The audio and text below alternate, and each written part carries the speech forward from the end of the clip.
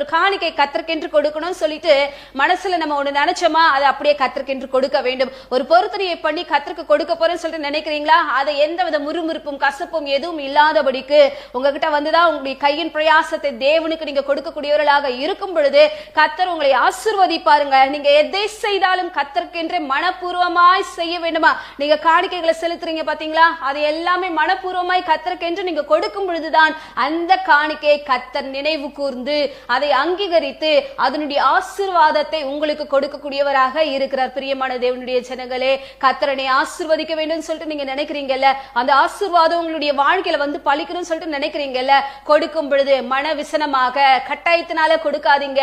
அதை உற்சாகத்தோட நான் இதை யாருக்காக செய்யறேன், என்னை படைத்த என் தெய்வத்திற்காக இதை நான் செய்கிறேன் என்கிற ஒரு மன உற்சாகத்தோடு கொடுக்கும் பொழுதுதான் தேவன் உங்களை ஆசீர்வதிப்பாருங்க. எதை செய்தாலும் முழு பலத்தோட செய்யுங்க. எதை செய்தாலும் மனப்பூர்வமாய் செய்யுங்க. மனுஷர்களுக்கு பிரியமாயிருக்கும்படியாக அதை செய்யாதீங்க.